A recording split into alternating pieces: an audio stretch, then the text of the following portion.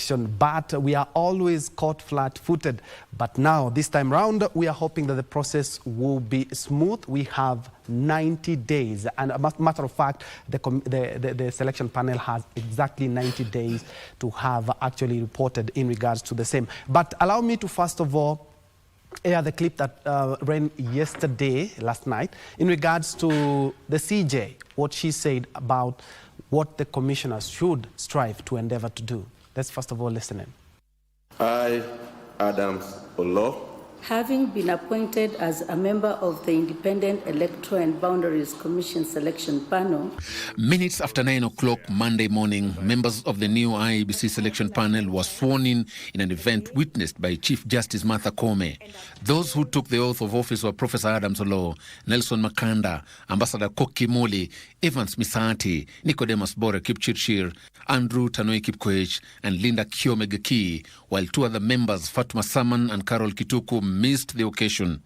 The 9-member selection panel, comprising representatives of various organs, including political parties, Interreligious Council, and the Institute of Certified Public Accountants, will have 90 days to find the next chairman and commissioners of the IEBC.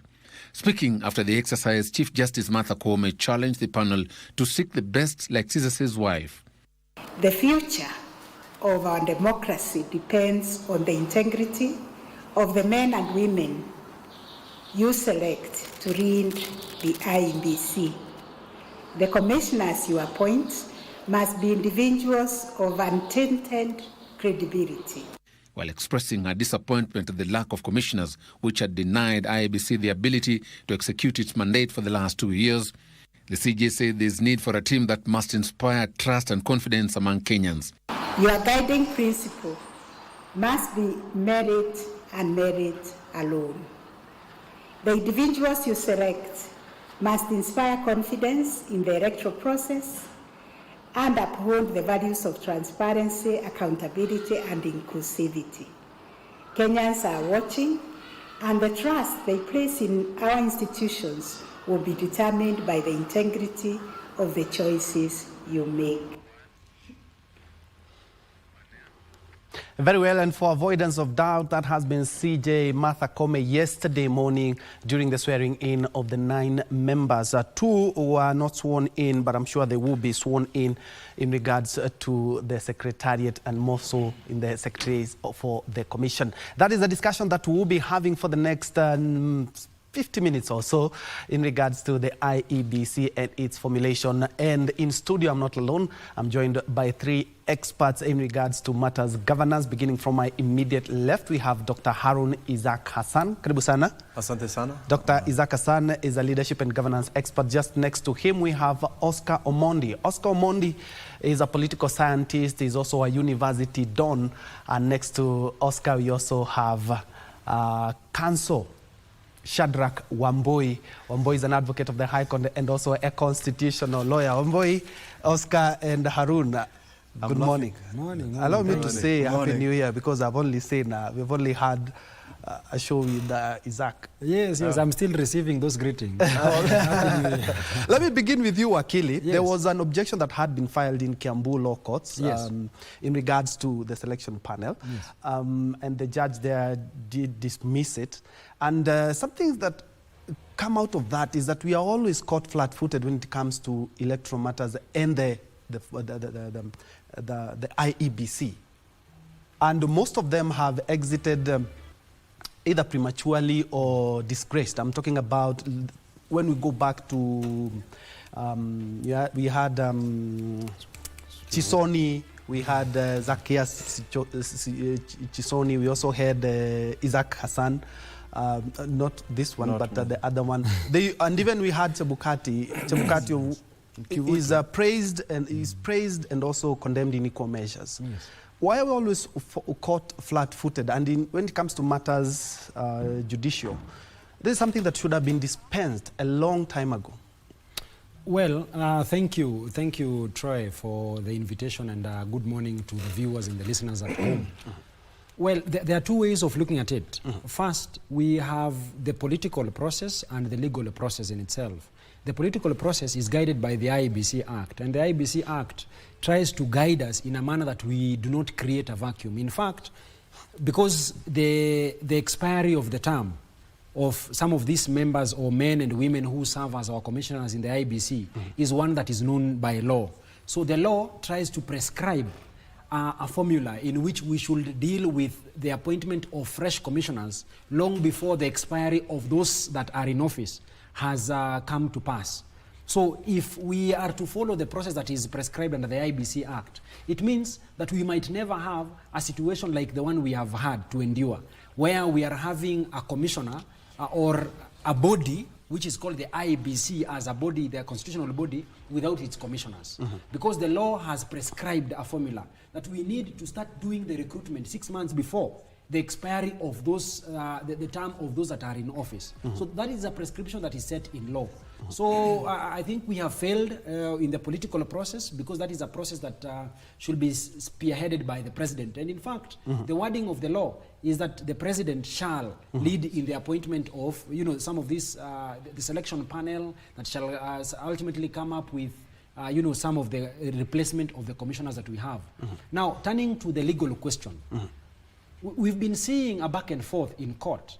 It began with the dispute about the appointment of the Ambassador Koki Muli as against Dr. Augustine Muli. And then after the determination of that dispute, of course, which led to a fresh or a start of that process that ultimately led to the appointment of the Ambassador Koki Muli, we had another dispute again in Kiambu, the one that was recently thrown out of the window. And some of these disputes, you need to understand the merits or otherwise of these cases.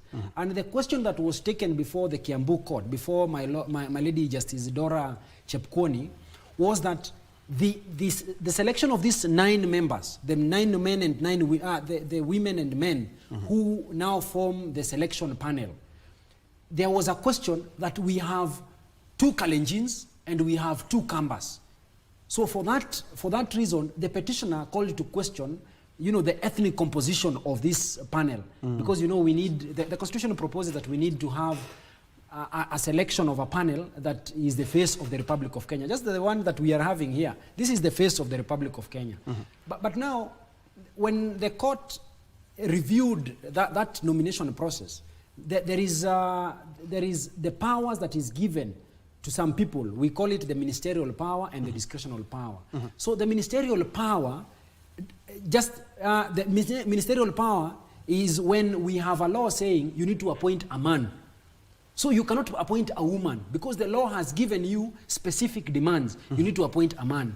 But discretional power is you need to appoint a person to fill that position. So the person appointing has the discretion of appointing either a man or a woman.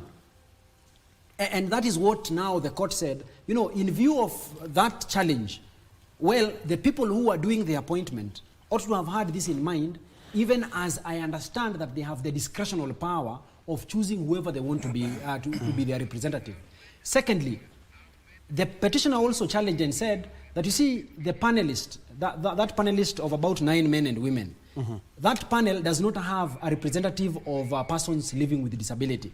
And of course, our Constitution now allows us or demands, actually it's a demand that is made by the Constitution, that we need to factor in persons living with disability when it comes to the appointment. But now the court said, your challenge is very abstract. You're not telling us that there is one person living with a disability in the WIPA or in the Azimio One Kenya Alliance as a coalition, or the Kenya Kwanza as a coalition, or the Parliamentary Service Commission. Okay. You have not mentioned one person who is living with a disability that was discriminated. Okay, just a minute. It was dismissed. Apologies, Wakili. We have to cross over to the Integrity Center, where the CEO, Abdi Ahmed, is currently issuing a report in regards to the EACC. That is being covered by my colleague Abdi at EACC Integrity Center. Let's first of all hear what he has to say. Corruptly acquired assets acts in 3 different ways. One, it is a way of restituting assets to the rightful owners, who are the public. It is also a way of punishing the suspects for stealing assets.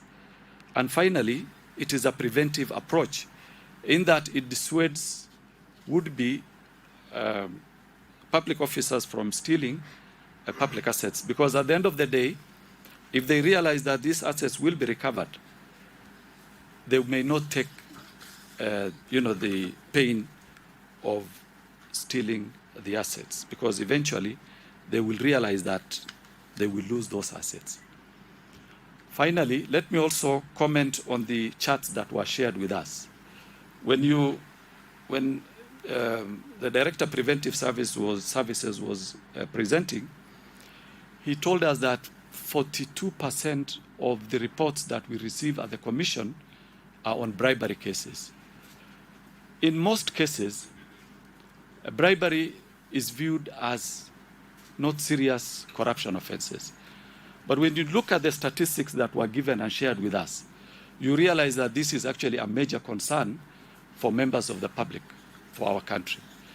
And for that reason, the Commission will deliberately focus on ensuring that bribery at points of services is reduced, for the simple reason that the common ordinary person out there comes across this every other day, whether on the road, whether in pursuit of acquiring an ID card, whether in pursuit of trying to get a license, whether in pursuit of trying to sell their wares. This is an activity they come across every other day. And we cannot any longer term it as petty corruption. It is actually what concerns the ordinary person. If you ask the ordinary person what corruption is, to them actually it is bribery. We will pursue with the same vigor high impact, high value corruption cases. But this is an area where we want to also focus on, so that we make services more available to our people without extortion, without them being extorted, or without them being asked to pay a bribe. You will also realize that when we are looking at the perception surveys every year, what we basically look at when you ask the ordinary person whether they have ever come across corruption, what they will tell you is they visited a public office and a public officer actually asked for a bribe. To them, that is what corruption is. And we must answer to the request, or rather to the demand of our people, and from the statistics of the report that was shared with us. Because if we don't respond to the facts and the statistics that are shared with us, and we concentrate only on high impact cases, then we will lose the focus. And for that good reason, many people will always, in many cases when we arrest people who have received bribe, will blame us for not going after the big fish, but for simply picking this small person. But that small person is actually the person who is causing a lot of inconvenience to the members of the public and to our people. And for that reason, and in order to make the services more available and more affordable to our people, we must be able to deal with these particular people. I know we have Huduma centers all across the country where all these services, most of the services have been put together. But even then, those places are also not safe from extortion and bribery. So for that reason, we will pursue that avenue with vigor, so that we also deal with that particular inconvenience and that particular offense. So with those... That is a live feed from the Integrity Center, and there you can see the CEO of EACC, Abdi Mohamud, there giving or issuing the EACC performance report, and something that he has mentioned of all the reports that they are presented to the EACC, 42% are on bribery, something that he says has been on the rise, and they are also keen on ensuring that they also go for those who issue bribes, as also they go for the big fish. Just in case you joined us, this is News Check. We are looking at the IEBC. We were from EACC, now we are looking at IEBC, and especially now that we have the 9 members who have been tasked with ensuring that it is well constituted. Three gentlemen I have here in studio to help us drive that conversation. And before we crossed over to the Integrity Center, apologies for that, we are talking about the legal aspect of this process, where we were. And still, while you were finishing on your point, you could also touch on what happens if somebody appealed that decision from the Kiambu High Court. Well, thank you. Now, Troy, what I was saying is the reason why we find ourselves in this murky and, unprecedented area or precedented times is largely because of the failure in the political class. The political class has a responsibility under law. They ought to have commenced the process of replacing the commissioners, Chebukati and the likes of Cherera, 6 months even before the expiry of their term. And when a vacancy was declared, they ought to have begun the process of replacing them, at least within 14 days. But now that did not take place. So we left, we had a vacuum, and then because of the vacuum, we had these legal controversies that now spilled over to the courts. Now, in court, we expect, of course, that the Supreme Court will have the final word. And until or unless we have an order that stops the process from moving forward, then we'll have to proceed. As we speak currently, after Dr. Augustine Muli lost at the High Court, when the court ordered for a fresh nomination of a representative from the minority member of the coalition of Azimio One Kenya Alliance, then he preferred an appeal at the Court of Appeal. That appeal is still pending. Now, he is not fortunate because he has not yet received an order to stop the selection panel from beginning its process. But should it be that he gets an order during the continuation of the process, because they have 90 days within which to do the selection. If he gets the order, then we'll have a stop of the process, then we will have to wait. And if need be, or if we need now to extend the period within which the selection panel should do its work of selecting members of the commission, then our parliament will have a say in extending that time that they have been given under law. But as it is, as we speak, it is important that we clarify to the members of the public that we are living in a constitutional democracy. People have rights and fundamental freedoms to approach the court as and when they feel offended. And if the court is so advised that there is need to allow this individual who is aggrieved to ventilate his concerns, then the court will have to stop. The same thing that we saw in Kiambu. There was a stop in the process. Long after, we had a stop at the Political Parties Dispute Tribunal and before the High Court, before my Lady Justice Janet Mulwa. Yes. And from the courts, Omondi, I'm looking at, let's go back to 2007, after the post-election chaos. There was the Kriegler report that recommended that we should be having an IEBC more than 2 years. Yes. So that, a lot of people don't realize that IEBC is so tasked with voter registration. We also have verification, boundaries, delimitation, and also 2027. Are we ready in the time frame that we have? You've heard it from a legal perspective. There is a stop, then there will be a stop, then there can be a stop, and they will be stopped. You get me right? And that is the situation we are. We're just going round and round and round and round. We need to have a system where the legal process must stop at some level. Because, for example, when he explained these cases, what happened, this person with disability was not represented, and, it's always a problem. The next time I will tell you that my house help was not consulted, so I'm going to court to stop it. Get me right? So the thing is that issues of national concern, like this one, probably we should have a system where the Supreme Court has the jurisdiction to call that file and say, okay, this is a matter of national importance to us. For example, what is the impact of these stops created? What has happened for the last 3 years because you don't have a commission? Article at 89 on boundaries and the demolition of boundaries of political constituencies should happen within not less than 8 years and not more than 12 years after an election. We are past that deadline. Now, the commission has gone, the secretariat has gone to Supreme Court again for advisory so that they request the High Court in case they can be added 1 year or so. they can be added 1 year probably by the Supreme Court. If the Supreme Court adds them 1 year, that means that they have to do it by August. Because again, the same constitution says that if you do the delimitation 1 year to the election, it won't be effective in that particular election.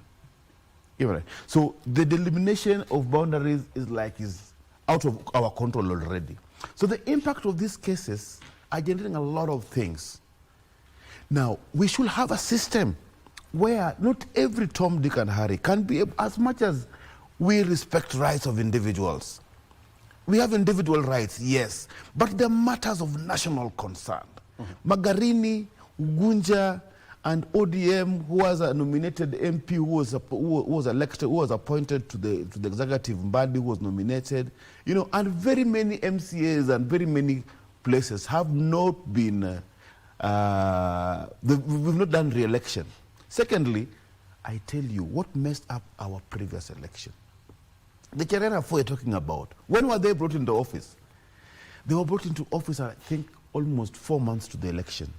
And you could see they never even dealt with the other commissioners. The 3 versus the 4, they remained like that, and it has remained like that till today. The Cherera 4 who came 4 months to the election, and the other 3 who were there had a working system. And they worked until after the Cherera 4, when we are now having the election, the Cherera 4 didn't even know where the tallying is happening, and they didn't know what was happening because of the time they were appointed. Now again, we have this panel, and Wakili here has promised us that if Muli gets his order, then we stop before 90 days. If we stop before 90 days, we are getting into the electioneering period. Yesterday I saw Kalonzo Musyoka saying that don't even move an inch. The secretary was not allowed even to buy a pen. That don't do any procurement. The secretary has to work. For example, they were buying procurement for training purposes. They want to train their people.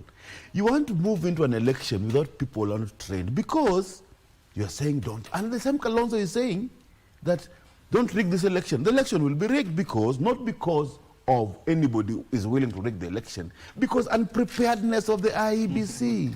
They're not prepared. So anybody who has to take advantage of that loophole of the fact that the referee is not prepared.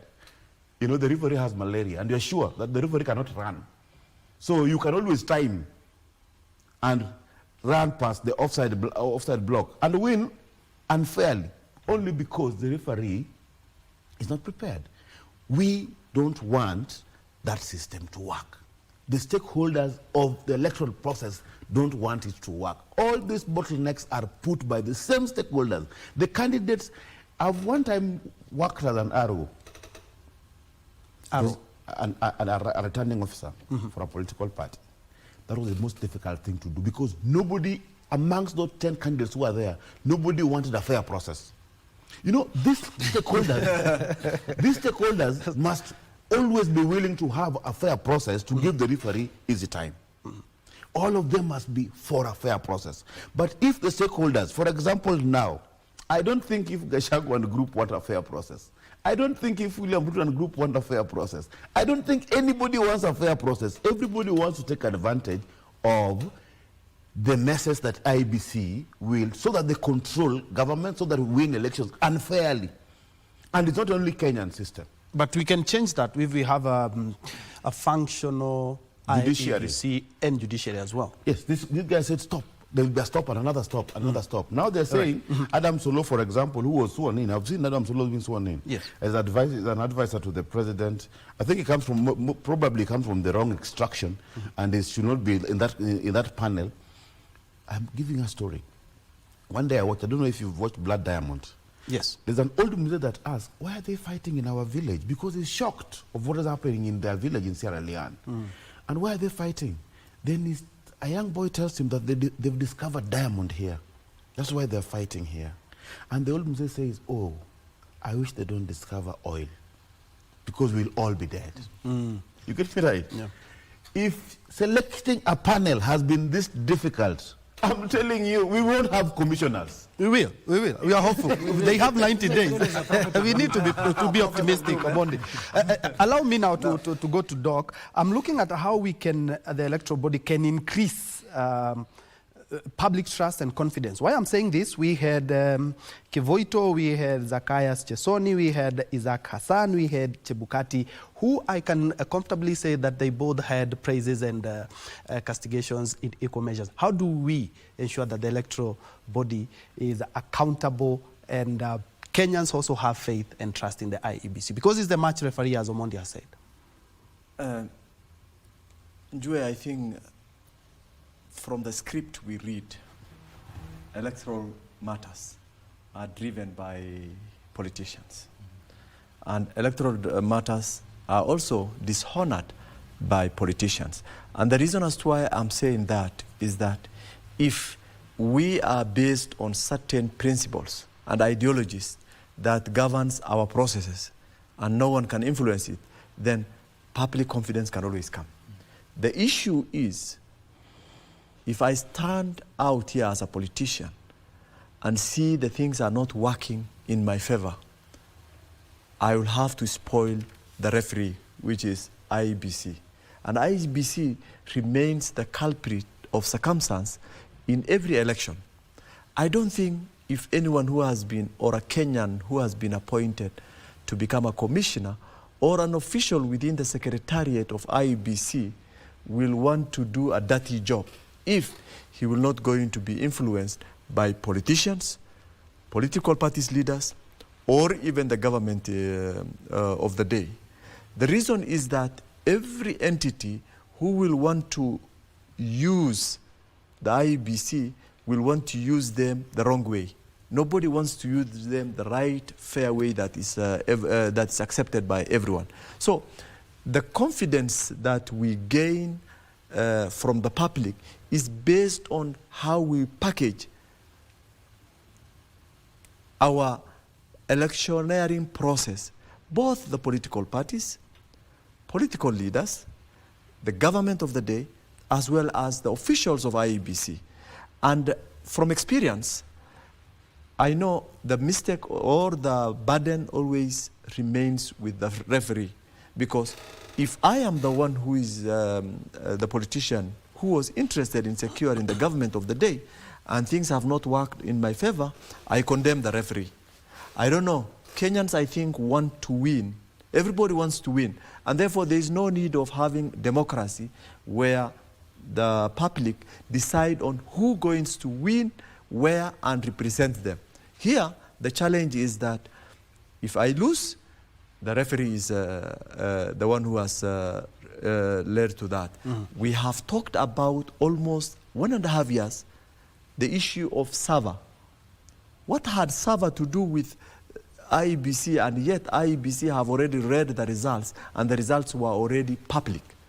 What is the Sava all about?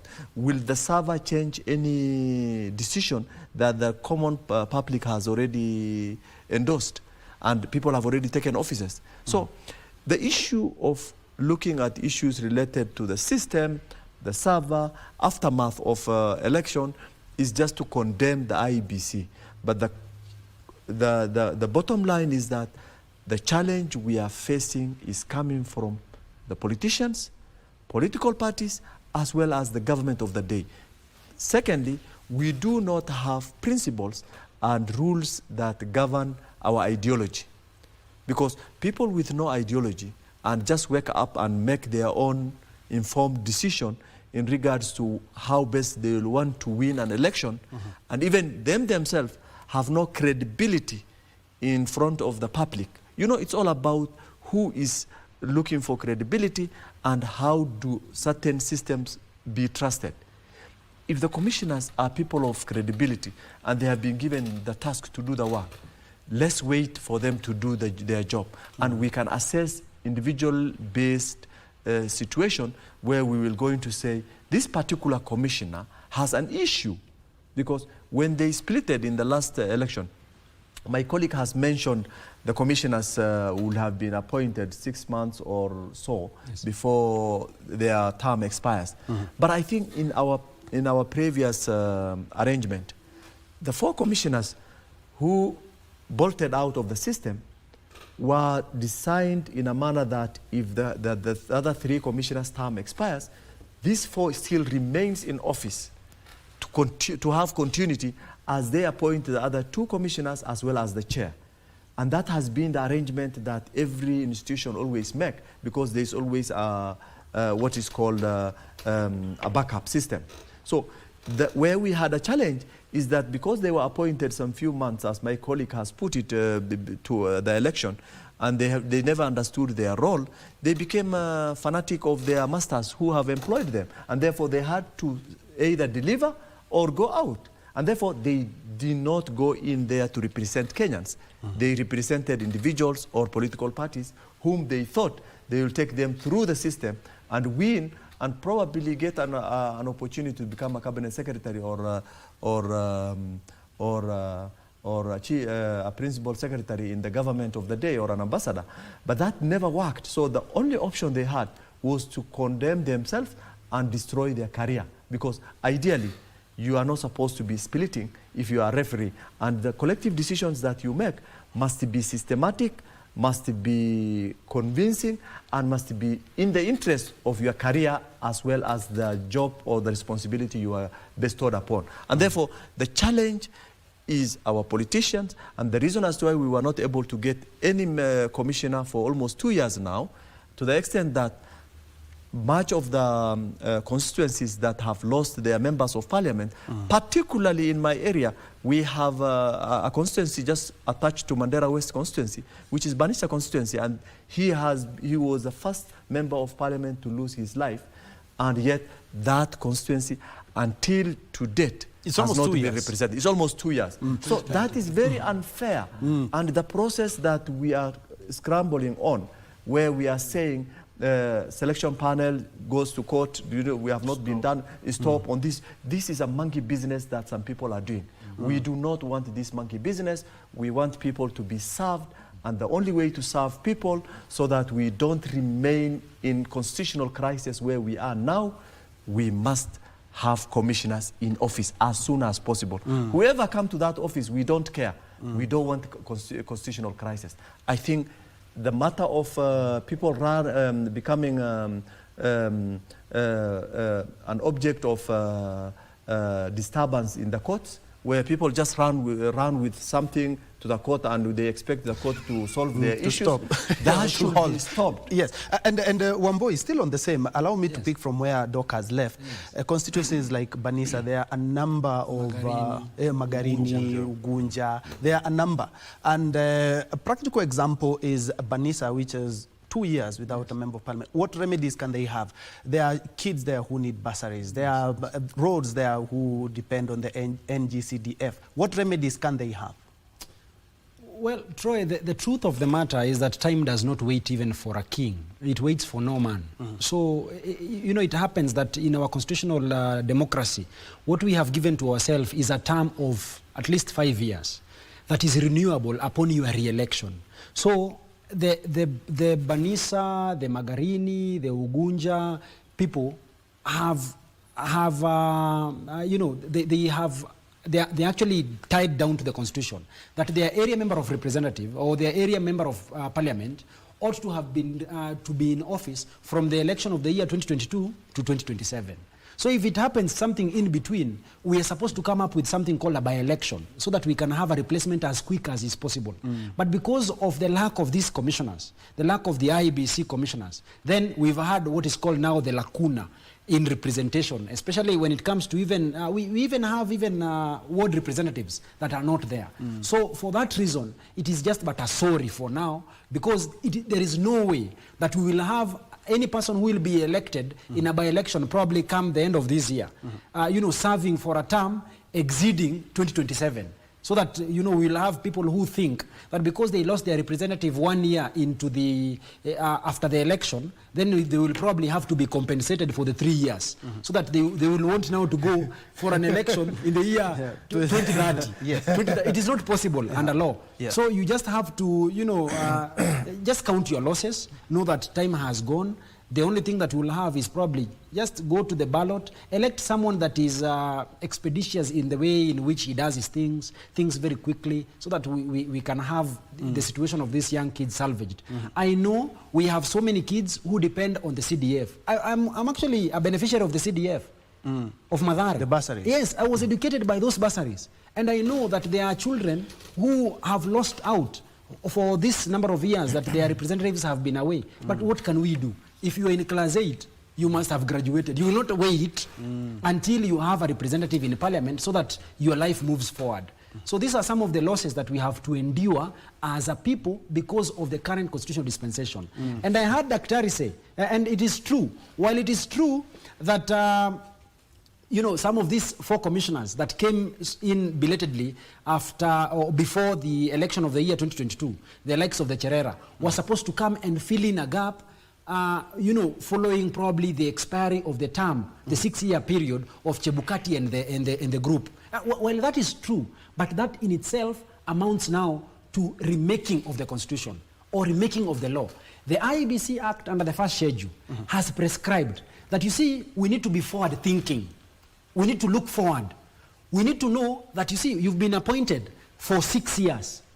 We know if you've been appointed today, you have until the 6 years. Before your 6 years come to an end, the president has a responsibility of helping us 6 months before to help us in replacing you, so that we do not have a situation as the one we are having, where people have resigned and the other ones, their term has expired. So we are now having a lacuna. We do not have commissioners. Nothing can move. We have areas that do not have a representative.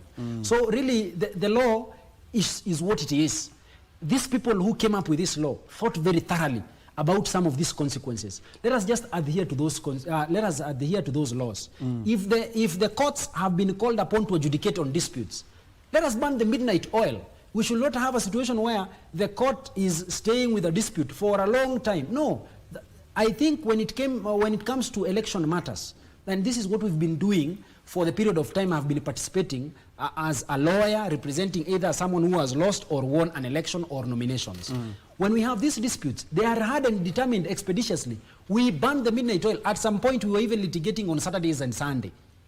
We were doing it here at Milimani. So when we have some of these concerns, let us not just think of this issue as one matter just like any other. No, let us look at matters involving election, selection of IBC commissioners and the likes as unique matters, matters that transcends, individual needs and desires. Then, if I return to what he said, the Don, is usually in the habit of throwing the spanner into the works. So he said we allow sometimes the Supreme Court to take up jurisdiction, and we should not allow these people sometimes to come and waste time. No, we are living in a constitutional democracy. We have opened our doors to every person and anybody who thinks he has been offended. We cannot close our doors to someone who thinks that a person of disability has not been represented in the selection panel. We cannot close our doors if someone thinks that, we have 2 Kalenjins and we have 2 Kambas in the panel. Let us give them an opportunity of ventilating their concern. But Wakili, yes. Wakili, our constitution is superior to anything of course else that comes before it. Yes. And we must understand that anything that causes constitutional crisis must be addressed the way you say it, differently, uniquely, and must be dispensed as quickly as possible. If we don't do that, and we entertain people who are gimmicks and political fantasies, we will not get anywhere, and we'll be in crisis. Perhaps I can chip in there. I think what they want to bring out is, for example, the presidential case is always taken to the Supreme Court. If it is started out at the High Court, then we will take forever, because High Court gives its direction. Somebody appeals at the Court of Appeal. We wait for the case to be heard and determined, because election matters should be expensed very fast. I think that is what they're trying to bring up. Whatever is talking about banning the midnight oil at Milimani, it was not a case he doesn't want to mention here. It is Gachagua, which we agreed. No. 2017. We are talking about 2017, not 2020, not 2024. When the system wanted to dispense the issue of Gachagua, it was done very fast, cleared. Yes, the courts, people bought midnight oil, and we were Parliament. Go take it to Parliament. Senate, from Senate, let's go. It's moving. Public participation. Maliza Yaraka. Case, they were all there, paraded there, because they were dispensing this case. Imagine if we decided to deal with IBC the same way we dealt with Gachagwa's case. Or imagine if we dealt with the case of IBC the same way we dealt with the presidential petition case. Yes. This case needs 1 day. I'm telling you, boundaries delimitation must be done not less than 8 years or 12 years. Yes. It's a constitutional requirement. It's a big thing because there are constituencies that needs to be cut into two, for example. There are boundaries that need to be happened depending on the population's demands, because it is through those boundaries elimination that we see how we distribute resources to our people down there. You get that? Maybe so Wamboi, the thing is that when they can burn that midnight oil, I'm telling you, if the system is interested, and I will give you one question: who is going to be the chairman of the commission, of the electoral commission? Kama si mtu wetu, then nobody. That's what I'm telling you. This process with now running government where it is being run in social media. Okay, maybe Wamboi can chip in there and tell us maybe there's a way we can do, because if we are able to dispense presidential cases within a few days, the impeachment we saw took a few days. Elections touch everyone in the country. Why not expend them in the same speed as we expend presidential petitions? Yes, Troy, I have subscribed to the school of thought that all matters elections, all matters that involve the greater public must be expedited. We must do them very quickly. That is the view I have always held. But even as we hold that view, we must always open our minds to the realities that we will always have people coming up with different challenges here and there. Whether the challenges are legitimate, whether they are stage managed, it is the constitutional democracy that we have given to ourselves. When you have someone who is a frivolous litigator, the law has mechanisms of barring someone who is a frivolous litigator. If you are in the habit of suing... Oscar, let me finish. Yes. Let me just complete my submissions. So the thing is this: when we have people with different concerns, let us address those concerns expeditiously.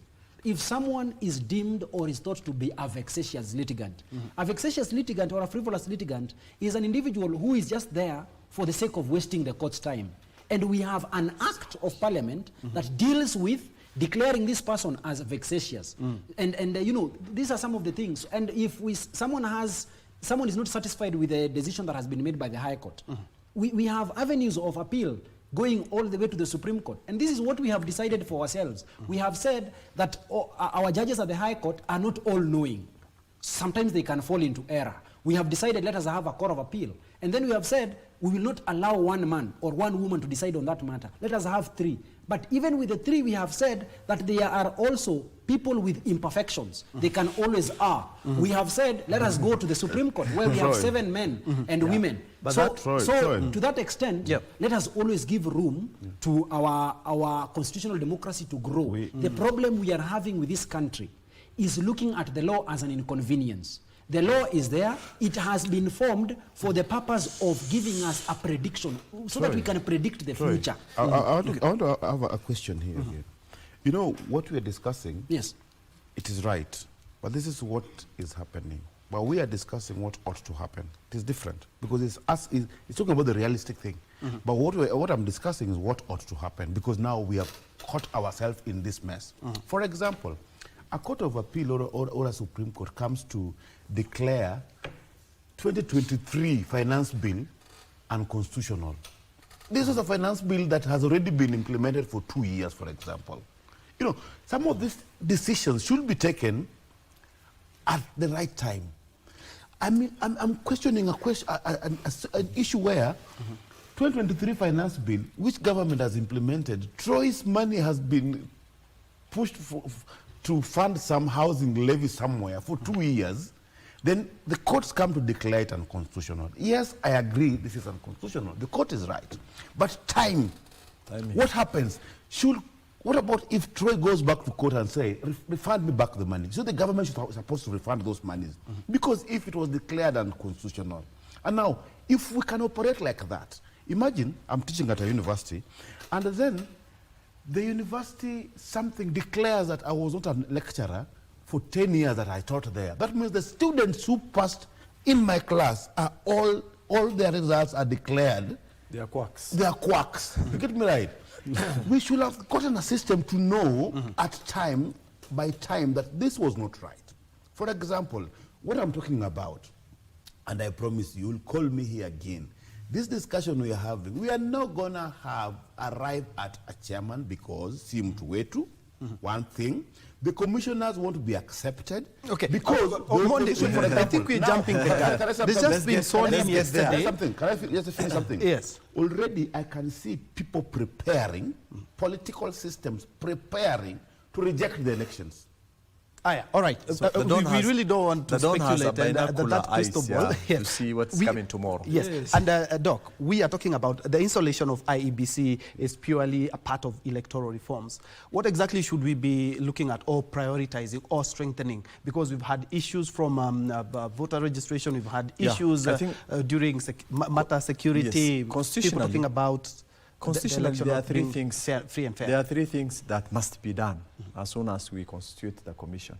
One are matters related to the constitution itself, where we have to do the review of boundary, or rather boundary reviews. Secondly, we need to look at issues of by-elections, which are very critical in nature. We need to look at issues of reforms that is geared towards a better election processing for 2027. And of course, in that context, preparation for 2027 must also be started now and initiated very well. And above all, I tend to think we must keep politics away from IEBC. We must give them the independence they need for them to execute their jobs effectively. Can you apply for the job? Wamboi, I'm looking at the reforms that we have. Oscar, I'm looking at the reforms that we have, and especially installing an IEBC. And let's be very hopeful, because we really need this, because we are looking at 90 days, let's say for another 1 month. So we're hopeful that in the next 4 months we'll be having a functional IEBC. From where you sit, because we've had 4 chairmen who, as I said earlier on, have been both praised and also castigated in equal measure, how do we ensure that we have a free, fair, balanced, secure election? Because we seem to have issues. Sometimes it's the server, sometimes it's the registration, sometimes it's the gadgets that we use. How can we ensure that we have proper electoral reforms to ensure that looking at 2027, looking at boundaries delimitation, looking at by-elections, we have a credible IEBC, just like Martha Koome said yesterday? Well, it is important that we put to context that, the panel that has been or was sworn in yesterday has within 90 days to complete its assignment. So it means they can do it, the way they were doing it during the removal of Rigathi Gachagua. They can even do it within a week and then we are done. Yes. So it is very possible for us to do it very expeditiously and for us to have a commission even within the next 2 or 3 months. It is very possible. It depends largely with, the rules that they form. Because the first order of business, and I think that should be done today, or it was even done yesterday, the first order of business is for the selection panel to decide who amongst themselves is going to be the chair and who is going to be the vice chair. Then secondly, after making that decision, is to come up with their own independent rules, saying that we are going to do this and this and this within this certain time. So if they have someone as experienced probably as, Kokimuli, because she's very experienced in these matters, if she takes up the responsibility of either chair or vice chair and they are able to come up with rules very quickly, then I think we can do this process very quickly. Then when it comes to the question about the castigation and the praises that are given by people of the Republic of Kenya, to these commissioners and the chair of the IEBC, well, our system is one that does not reward the second. We do not reward the first runners up. We reward the number one. We have a system we make reference to as the first past the post. So it means if you have 10 million and this one, your number 2 has about 9 million and some 100,000, we will never have recognition to this person who has 9 million people. And that is the problem with our constitutional democracy. But you know, we do not have any other. So this is the only one that we have where the number 2 is taken as an equal to the last one in the election. Because there is no reward for those people. Yeah. And that is why you will hear people castigating and praising the commissioners in equal measure because of the dissatisfaction that comes with a very competitive process. We do not have a win-win solution. And I think this is for the same reason that I heard the president some time back, not even this current, even the former, when we had the introduction of the BBI, the amendments, the preferred amendments in the Constitution, they were to include the loser of the election as a certain state officer in the government, so that we have now like the office of the opposition. The official opposition. Yes, the official opposition. Yes. This was also to help us in mitigating some of the consequences that come with a democratic process. But well, let us just say it as it is. We will continue having the IEBC commissioners being castigated and praised in equal measures, even in the forthcoming elections. I think the only thing that they have to give to Kenyans is to be accountable in the process, to be effective communicators. It is important that they tell you you have lost with 10,000 votes, as opposed to having a commissioner, as we had in the year 2007. Just a minute. As we had in the year 2007, when a whole chair of a commission is asked who won the election, and they say, I don't know. Yes, you know, yes, we need to have that in mind, so that moving forward, we abide by the national values and principles that we have under Article 10 of our Constitution. I have an hypothesis question. Yes, and also, still on the same, can we touch on the electoral body, how it can adapt to evolving trends? We have politics that are evolving. Actually, we're already in a political mood as we speak. And also the technological advancement that we have. Because you remember the 2022 elections, even the observer said it was free and fair. Despite the fact that a number of cases were lodged, arguably it was free and fair. So how can we pick up from there and ensure, because you could read the Form 34As from the systems, how can we make sure that indeed we are not back to where we are, where every time we are castigating the referee? The person who messes up the election is the commission. Yeah, they normally do illegal things. For example, according to our constitution, there's no tallying, there's no returning, not returning, there's no polling station at the Bomas of Kenya. It's illegal. It was erected by Chebukati. It was an illegal polling station. There's nothing like that in the constitution. According to, Kiarie case, 2013, the voting and the election ends at the polling station.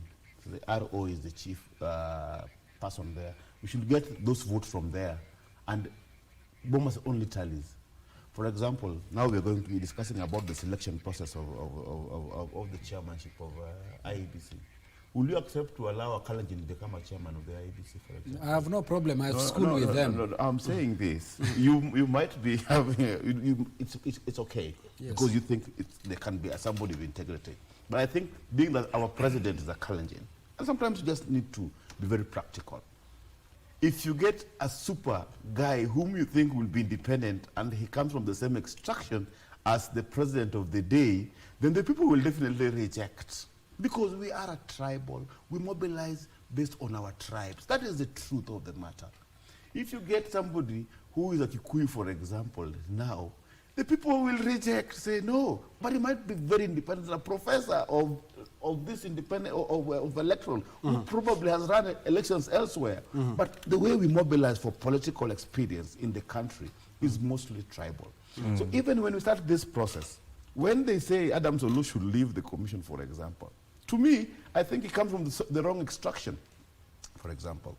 You get me right? So already we are politicizing the process. And now when these people go to court, for example, the case that has been launched in Kiambu, that there are two Kambas and 2 Kalenjins.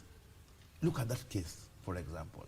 These are independent people. Already we are saying there are 2 Kambas and 2 Kalenjins. So that panel should not be constituted, for example. We will never move when we keep on doing this one.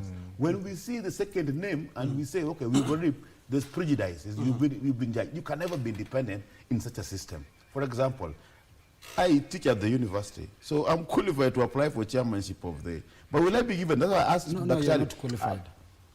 You must be a lawyer of the High Court. Yes. For example, 30 commissions, Troy, created. And what they created in these commissions, that somebody who becomes a chairman of IBC must be a lawyer of the High Court, for example. With the qualifications of a Supreme Court judge. With the qualification of a Supreme Court judge. 15 this years. is wrong. All right. And because of the interest of time, there's something that we also need to look at, which is very crucial, and that is matter security. And we know very well when it comes to matters politics, the chiefs are very involved on the ground. And we saw the last time that the National Government Administration Police Unit, which will be with the chiefs, and you know very well violence starts anywhere. It's just not here in Nairobi alone, or Mombasa, or Kisumu. It starts from the villages. Now the chiefs, the assistant chiefs will be having the police unit, which will be able at least to more or less like keep peace, and especially during elections. Right, Troy, I think you have mentioned a very critical thing that relates to the general security as well as our electionary process. Before, we used to have powers at the grassroots level. The Inspector General of Police, who has established the unit that is called the National Government Administration Police Unit, that supports security affairs from the grassroots level at the chief's level, which is sublocation, and location at DC level, within the administration of the local grassroots level, had an idea. And the fact that the Deputy Inspector General of Police, Administration Police, who has grown through the system of Administration Police for him to hold that position, has made a bit of dramatic change in terms of how services, security services can be disseminated at the grassroots level. For example, this unit which has been formed had earlier on in 2018, when the administration police officers were moved to the Kenya Police Service, created a gap in providing effective and efficient services at the grassroots level, and that is where it matters. Yes. Majority of us live in the cities, and we don't even know the role of a chief. But when you go outskirt, the chief plays everything when it comes to matters of security, matters of disputes. So you will realize that this formation that they have come up with is something that has been long overdue.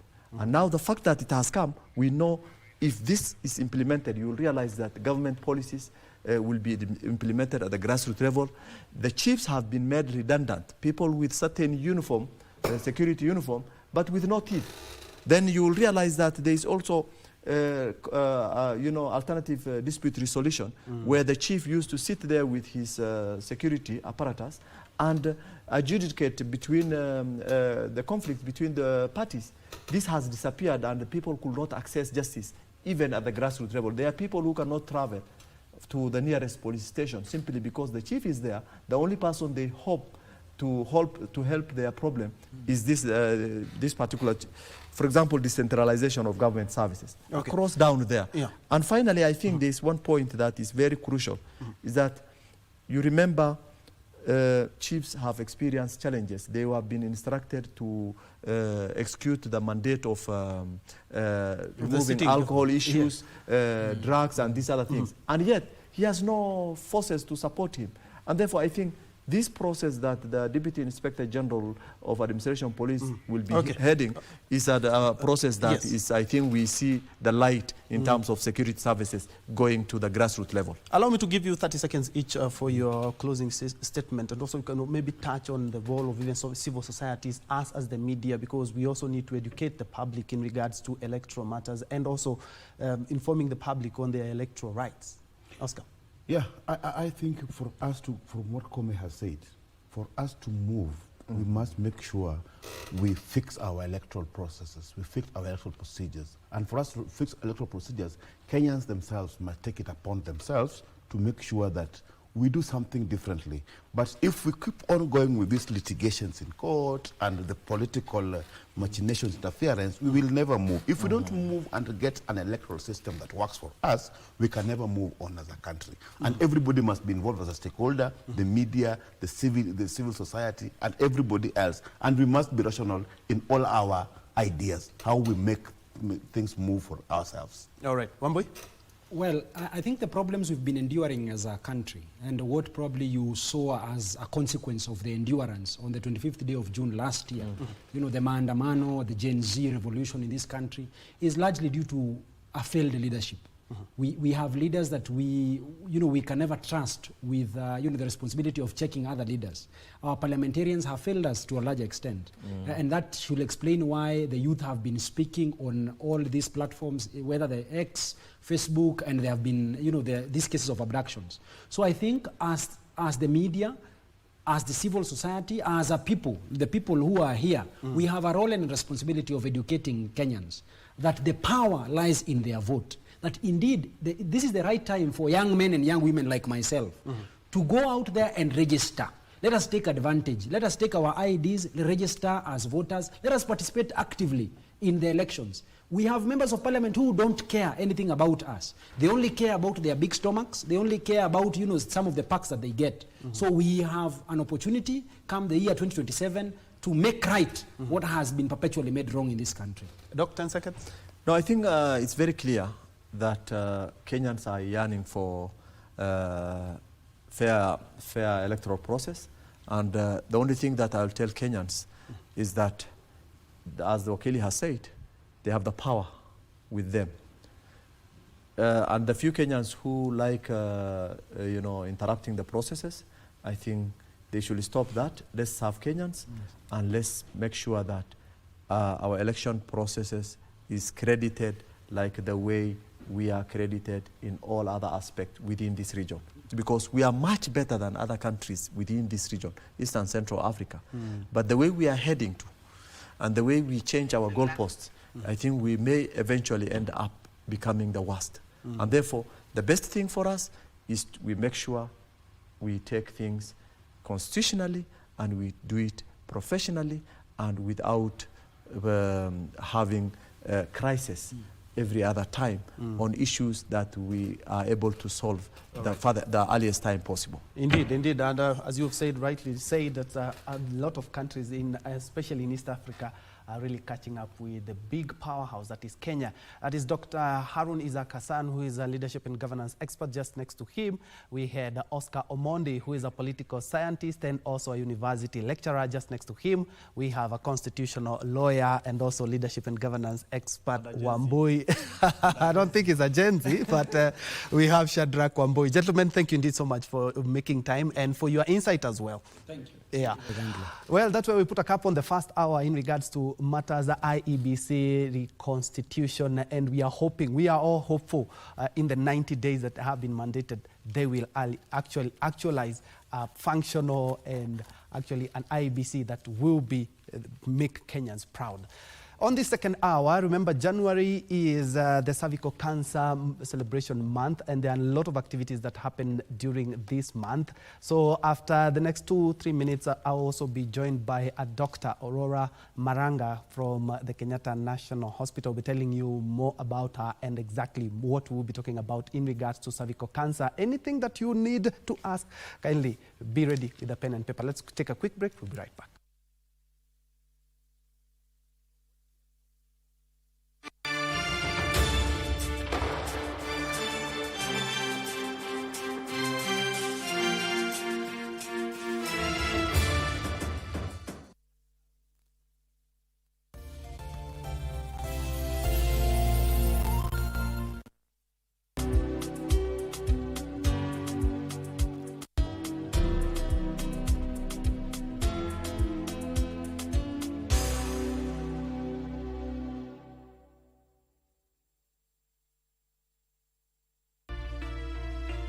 Mchumba wangu ni mtu pekee ambaye nilikuwa nikimtegemea, lakini sasa hivi hajitambui. Amejirudi. Amekuja umsamehe. Hujui kusamehe, kwani wewe ni Israeli? Nauliza hivi, ni mimi kunisomea mbele ya kiongozi ni sawa. Akifukuzwa Karembo, kumtoa ni mimi ni kazi ngumu. Au pengine Atambura aweza kuoa. Msichana kama huyu yuhitaji afanyiwe tambiko la kusafishwa. Kwa taarifa yako nyama ya sumu kwako ni afya kwa mwenzio.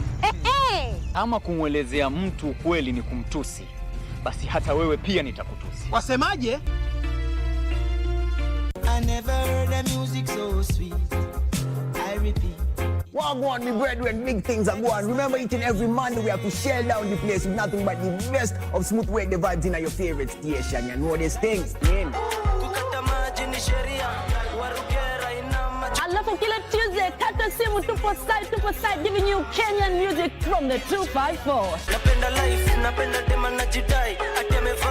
And of course, you can spice up your Wednesday by enjoying blazing hot hip-hop and R&B jams.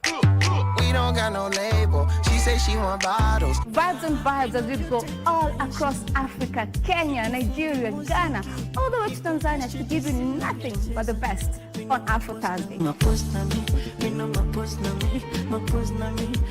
Make sure you make a date with us each and every single Friday. With me, DJ_Liza Diva. DJ Colda. And me, Wanjiko. This is Club One Extra. Unanifanya nisikie kunongwa.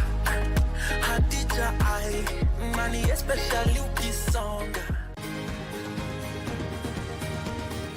Wellness is important in our daily lives, so that instead of just surviving, we should be thriving. Ways to prevent a stroke or heart attack is for you to know what conditions you have.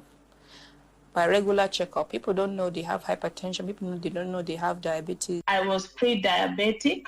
I was afraid of getting lifestyle diseases because I come from a family that has lifestyle diseases. How do you know if your cough is due to a serious condition? We'll have some answers. Stay well and strive to make every day a healthy day.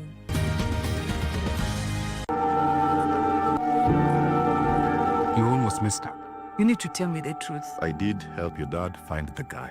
And? Then your dad did the rest. Alex, you're a pathological liar. The earlier you tell her, the better. Don't tell her anything. Nilinotice anategea hizo pesa zako za insurance. Joshua si mtu mzuri. I have to give it to you. I'm not sure whether you're not greedy or you're just not ambitious. Mind your business. Kama ile gani ilipatikana silo ulitumia, ilitoka wapi? Hebu waambie kuhusu ile gani yenye ulinunua after Jabali ameatakiwa. What?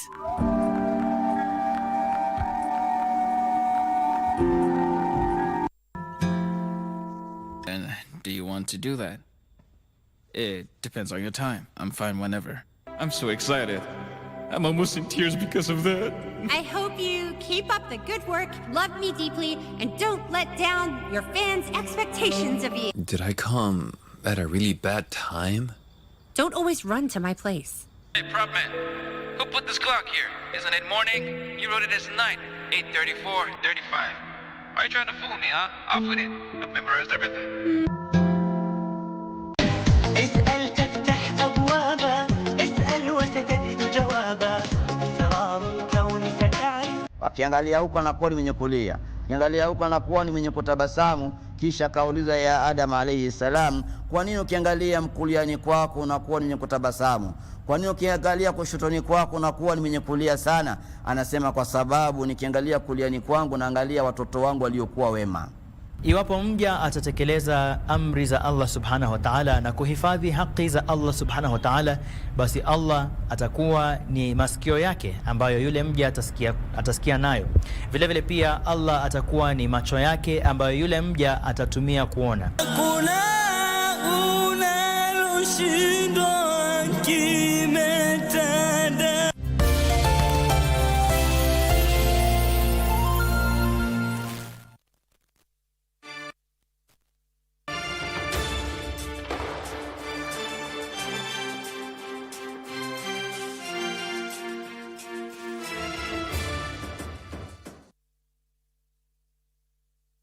I, Adams. Welcome back, and after matters IEBC reconstitution, we are looking at two issues here. I had mentioned cervical cancer. We'll be looking at cervical cancer at about 11:30 there with Dr. Maranga.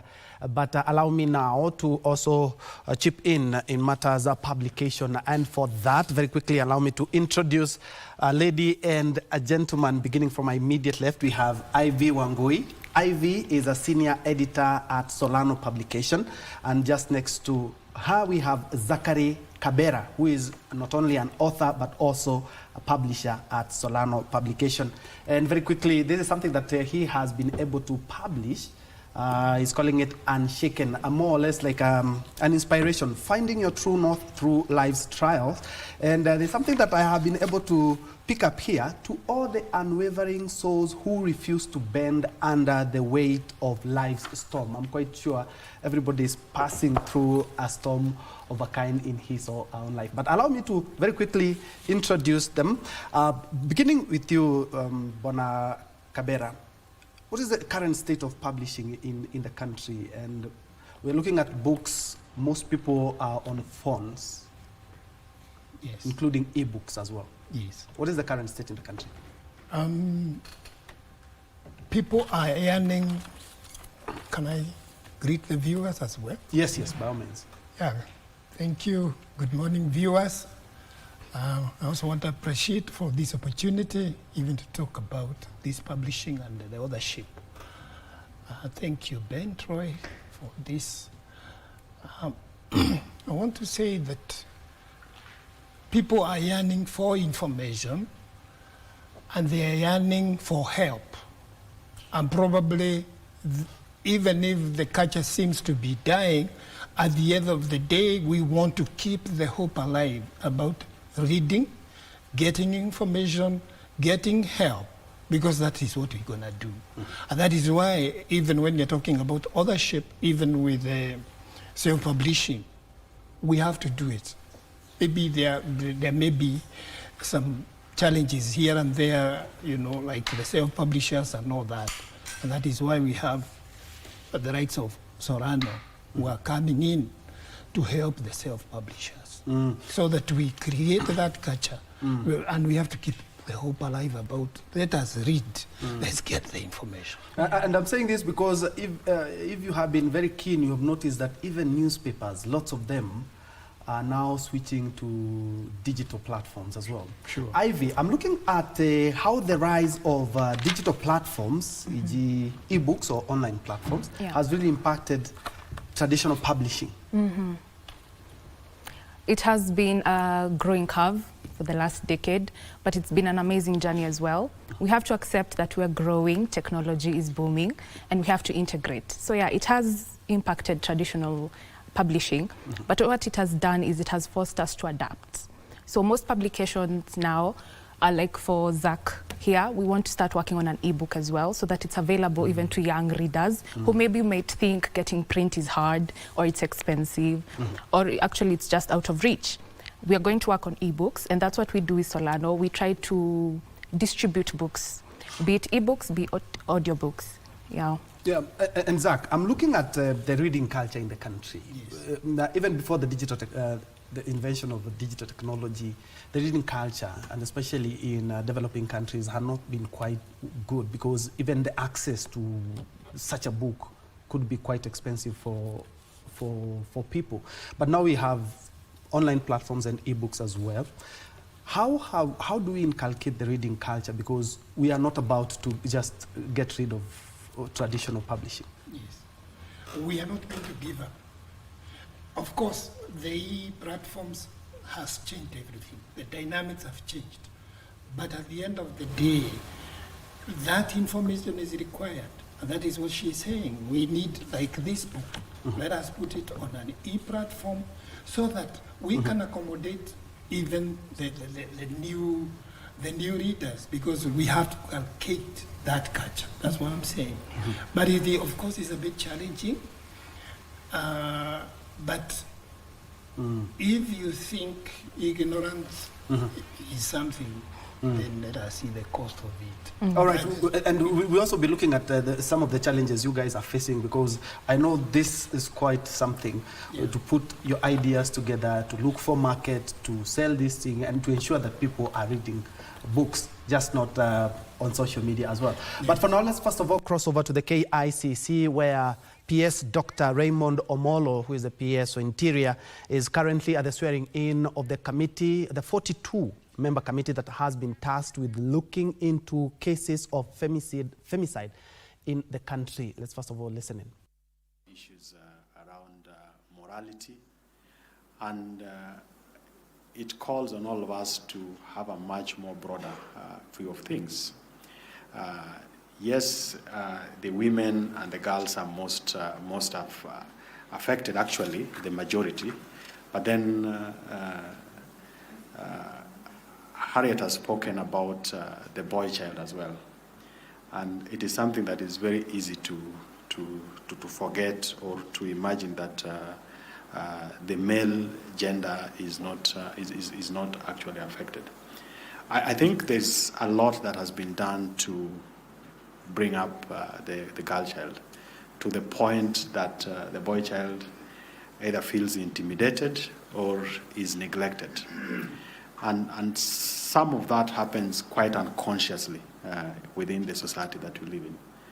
If you have children, you have girls and boys, you always ask boys to man up and just ensure that the girls are well taken care of. So they grow up very confident. They probably are able to get the very best. Later on, when they're trying to interact with their male colleagues, then the situation gets exacerbated. My other point is that I know that the timelines are pretty tight. We are actually behind schedule. And I have no doubt in my mind that we'll try and work within the timelines that were set. But should there be a need for us to have a review, I think through the chair and the team, it's possible that we can always have those conversations. But the challenge is huge, and we cannot afford to waste any more time.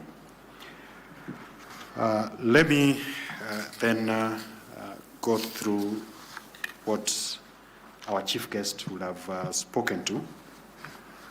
And to the chairperson of the National Gender and Equality Commission and commissioners present, the vice chairperson and commissioners of the Kenya National Commission on Human Rights, the president's advisor on women rights, esteemed members of the Principal Secretary's Oversight Committee, the chairperson, members and secretariat of the Technical Working Group, ladies and gentlemen, good morning. We convene today immediately after you've subscribed to your respective oaths of office as chairperson, members and of the Technical Working Group on gender violence, including femicide. You've been entrusted by His Excellency the President on behalf of the people of Kenya with the mandate of recommending measures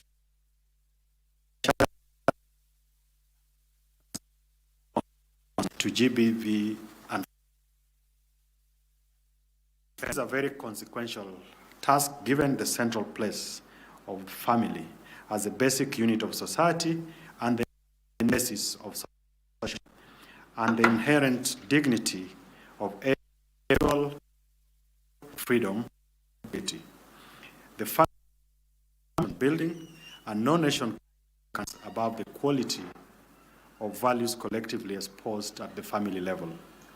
As a society, we must work to strengthen our family units and promote the existence of partners in the intimate relationship, as well as resolution of disputes in marriages, forms of relationship. The social order and action of the dignity, freedoms and security of individuals in our nation is threatened by the noticing cases of gender-based violence, the killing of women and girls, generally referred to as femicide. Now, as you are aware, that has been PS Raymond Omolo, doctor, talking about actually during the swearing in of the 42-member committee that has been tasked by the president to look into the many cases of femicide in the country.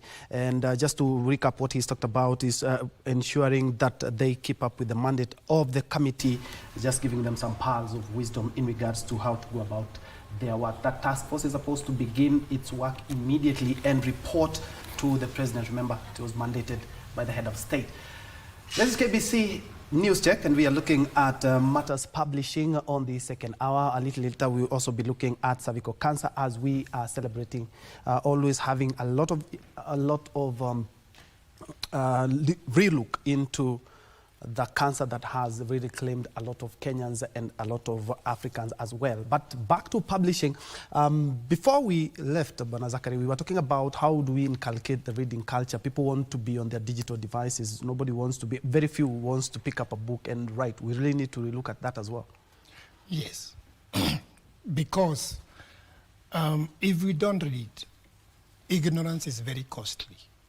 And the only thing we can do, we happen to be the generation that was brought up and about books. So which legacy do we leave? That is why we are writing and encouraging in whatever the platform, including the e-platform, to ensure that this message, what we have learned, we document it and put to them. We have to use whatever the means to make sure the message goes home. And Ivy, I'm looking at how to attract, picking from where Zach has left, I'm looking at how to attract especially the young minds. Maybe book fairs, workshops. These are some interesting things that can attract people to come and maybe, have you thought of maybe, or are there some of the workshops and everything? Because I even remember at KBC we used to have a book called Books and Bookmen, and I used to really love it. Yeah. I grew up on that. Yeah, there are so many events to bring in readers, to bring back the love for reading. And we're going to be having one in Thika. It's called the Thika Book Fair. And we are in partnership with Solano Publications, and various institutions have come together to help. It's going to be running from the 31st of January, that is this Friday, all the way to the 2nd of February.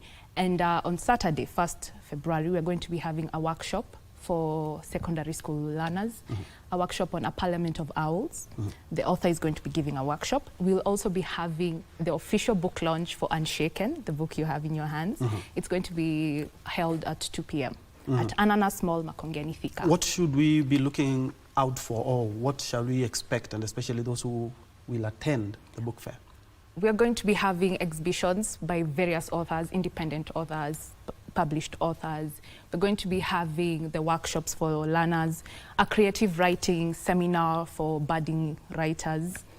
Yeah, it's going to be a weekend full of learning, full of interaction with literature. And I think this is going to do very well for our reading culture as a country. Zach, yes. How did you come about Unshaken? Unshaken. How did the idea? Unshaken is actually a journey of personal experience. Because of my personal experience, I thought I should document the lessons learned so that they can help people who are going through crisis, who are going through challenges, who are going through problems, but they don't have anybody who can hold their hands. If I may, I have gone through some challenges in life, but I thought this should not kill me. Now that it's never killed me, why can't I document? I think one of the issues, and probably that is not the gist of the book is just a lesson, some lessons, and probably how to surmount the problem. I think I lost my father when I was a bit young. I was in first year in the university. That was a shock. Later, I got married through all that. Then my daughter, who was 16 years, got a kidney disease And from there, we started dialysis. You know, we didn't know what was a kidney disease. You know, you get another bolt, you are shocked in life. You didn't know how to go about it. And then after that, before we did the transplant, she passed on. And I promised, that was about 15 years ago, probably I should write a book. I didn't know how to go about it. Later, the mother, out of the shock, also got sick. And there were a lot of issues, and later she passed on. That is why I felt I have to write a book, because people are going through some of these issues. Later, of course, my mother passed on, and you can be sure they were anchor, you know, my late wife, my mother. Then all of a sudden they have gone. I said, okay, wait a moment. If people go through this and they don't have anybody who can hold their hands, can't I document the lessons I'm learning, and probably I'll help somebody. Yeah, that is why the Unshaken. Ivy, I'm looking at the challenges and opportunities for publishing in the country, and also what are the prospects of growth in matters literature when everything is going digital? There is a lot of potential there. And I think one thing we need to do is not fight it, embrace the change, embrace the changing of the tides. And there is so much opportunity. We just need to reconnect with that initial love. I remember back in the day, walking into a person's home and finding them with a full library was like amazing. It was such a big honor just to walk into that. And I think we need to bring that back. That's why we're hosting such events. We're also using social media to just educate people and tell them that literature is not boring as people believe. Paperback or it is still the same information, and it's important that we have it. Yeah, and we encourage the young people in our country to find a way to interact with books. It's Zach, everywhere. to put together ideas and write a 303-page book is not something easy. What are some of the challenges that you have faced, and especially when writing this book?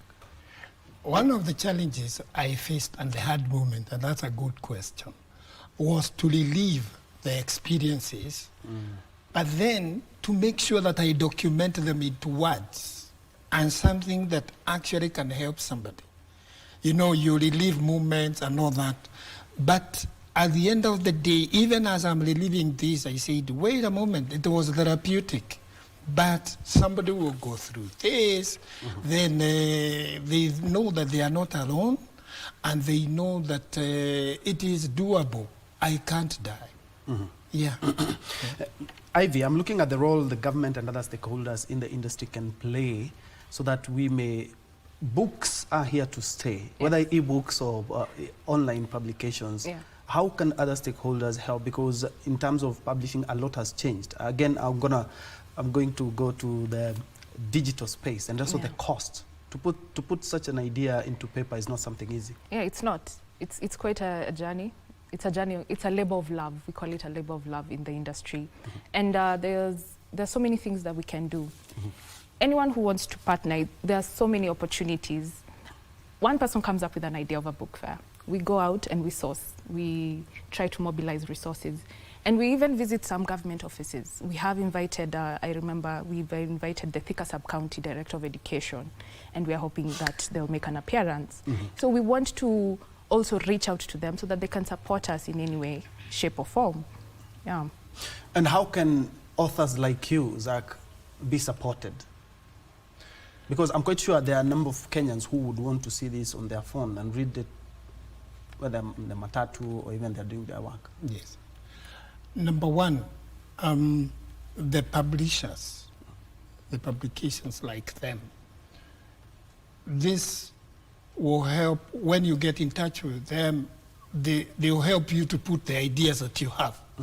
Like if you want to write, they have the acumen, they have the resources, and they are willing. Some of us are also willing. That you have an idea, but you don't know how to go about it. But then we will help you. That is one. Number two is ensuring that this book does not just remain in paper. We'll have to do it for anybody. People have been calling me. They are in Canada, they're in America, and it's like, are you going to put it on the e platform so that anybody who wants to read the Gen Zs and all that, we want them to be part of this. They are going through challenges, so they want actually somebody to hold their hand, and I'm putting a tool, an instrument, a guide that will take them through. So I don't care if it went on the e-platform and it can help somebody. I'm so happy. Have you launched it? And if yes, where can Kenyans find this book? Okay. We, in the book fair, the Thika book fair, and I want to appreciate them for their efforts. This is going, the book launch is going to be one of the sideline activities. And it will be on fast. We are launching the Unshaken on fast at 2 to 4:30 at Ananas Mall. Ananas Mall is in Thika, along Thika Garissa Highway. And we'll be there, and we are going to celebrate this milestone. How much is it going for? This one is only going for 1,500. It is a worthy investment. It is something that you will like it. Yes. Ivy, as we wrap up, I'm going to give you a minute each to wrap up your sentiments in regards to the future of publication. Yeah. The future is bright, and I believe everyone has a story in them, and that story deserves to be told, and every story has a reader. So do not be afraid. We are here to guide you. Here at Solano, we do our best to work with our authors, and we hope that everyone comes for that book fair so that you may learn everything you need to know about publishing and how to do well in authorship. Zach? Thank you. Again, I want to appreciate Unshaken is for everybody. Like Ben Troy said, everybody is going through storm. If you're not going through storm, I don't know, maybe probably not living in this world. But either you are coming from one, or you are in one, or you are entering into another. And that is why this book is for everybody. Make sure you get a copy, or you get in touch with us so that you organize whatever the platform you want. The other thing is, if you are going through storms, let them not finish you. Don't die. The power of resilience, the power of bouncing back is within you. And if you go through this book, actually that power, you will see it coming out, and you'll be okay. You will live to tell the story. Yes. Well said, Zachary Kabera. And to be honest, there are some things that I've passed through here, and they're quite interesting on visualization of exercises, setting short-term goals, building your support system step by step. Thank you so much, and all the best with this book. And you're still a student. I see you're doing your PhD. Yes. Still on Matters Publishing? Actually, no. I'm a PhD student pursuing leadership and organizational management. And actually, allow me to say this, that after the Unshaken, there are other books that are coming. There is one called Navigating Turbulence in Business. And there is also corporate governance. There is governance in the trenches. That one I'm going to help people who are in the business to navigate through. It's about resilience. And talking about leadership, to be honest, our leaders really need to read that book, because we have a governance and leadership issue in the country. Exactly. But unfortunately, we are out of time. I love reading books. And thank you so much, Zachary Kabera, who is the author and publisher, Solano Publication. He has authored this book that is called Unshaken, Finding Your True North Through Life's Trials. Just next to him, we have Ivy Wangui, who is a senior editor at Solano Publication. We are looking at the art of publication and actually just trying to see where we are, taking stock of where we are. Thank you so much for watching. We are now be switching our focus. Let's tilt the lens and focus on matters health. January being celebrated as Cervical Cancer Month. We will be looking at the matter of cervical cancer. So anything that you need to know, we will be having Dr. Aurora Maranga next in just a minute.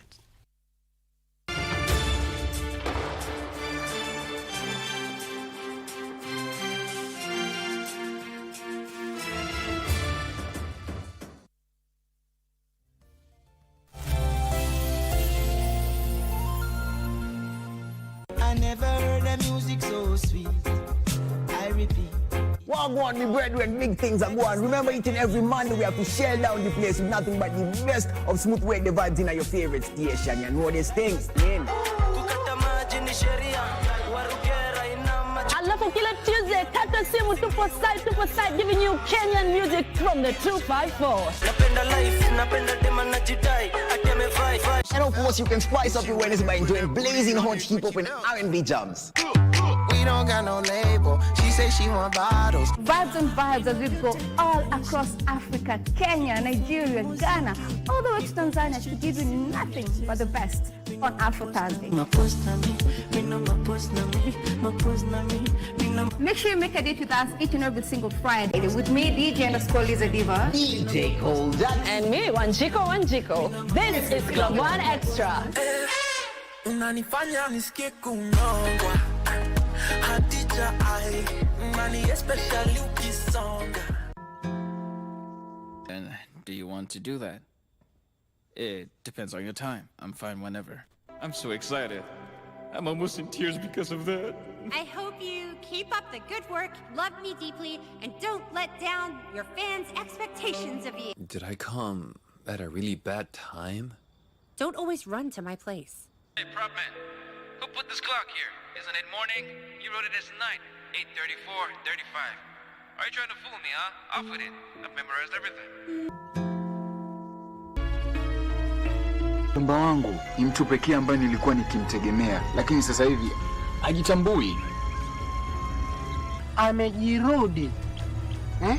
Amekuja umsamehe. Hujui kusamehe kwani wewe ni Israeli? Nauliza hivi, ni mimi kunisomea mbele ya kiongozi ni sawa? Akifukuzwa Karembo, kumtoa ni mimi ni kazi ngumu. Au pengine atambura aweza kuoa. Msichana kama huyu yuhitaji afanyiwe tambiko la kusafishwa. Kwa taarifa yako, nyama ya sumu kwako ni afya kwa mwenzio. Ama kumwelezea mtu kweli ni kumtusi, basi hata wewe pia nitakutusi. Wasemaje?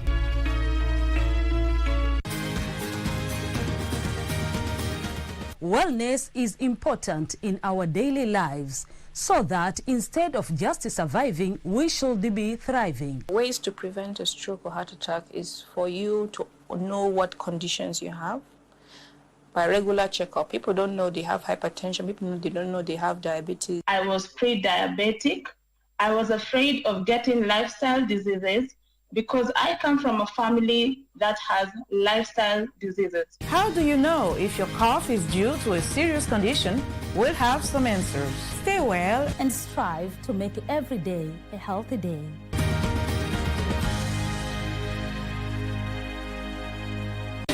اسأل تفتح أبوابا اسأل وستجد جوابا أسرار الكون ستعرف. Wakiangalia huko anakuwa ni mwenye kulia, kiangalia huko anakuwa ni mwenye kutabasamu. Kisha kauliza ya Adam alayhi salam, kwa nini ukiangalia mkuliani kwako unakuwa ni mwenye kutabasamu?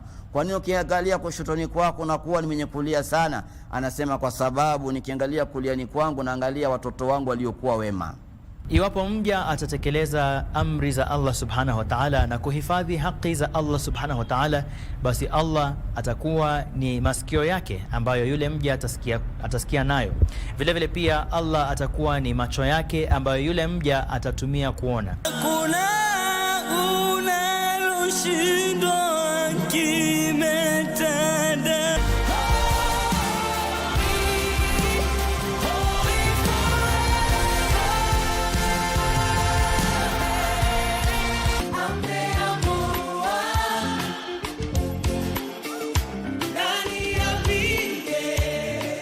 Want to look through this matter identity because the most affected are the young people. I believe purpose is why you are here. Okay. Yes. At such a time as this, I'm going to bring Macy into the world, and she's going to have this assignment. She's going to carry this burden. Okay. So it is an assignment that has been given to us by God. David served the purposes of God in his generation. No man will ever live to affect 2 generations. Niache, aje, bila wenta wezaje. Niache, aje.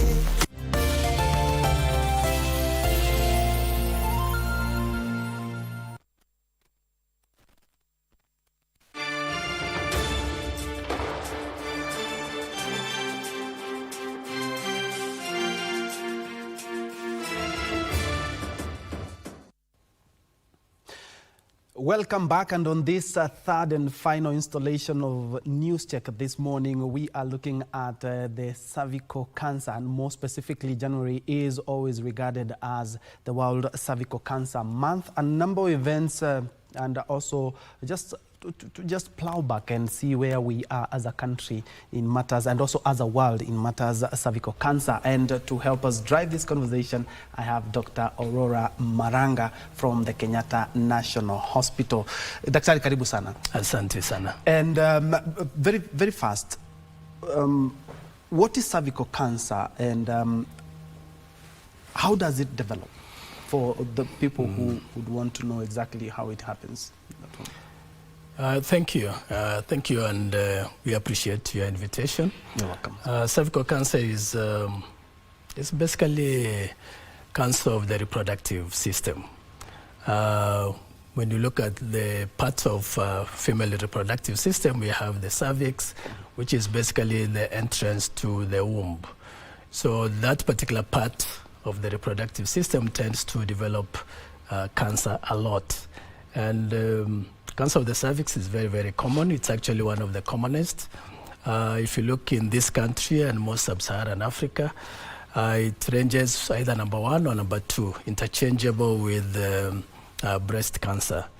And this month is being commemorated, and has been the case for the past few years, worldwide as Cancer Month, that is January. And that's really what I could say on that. And if you look at the development of cervical cancer, it's usually associated with a virus, which we call human papilloma virus, which I hope later we are going to talk about it, and which also has a vaccine. And of note is cervical cancer is 100% preventable.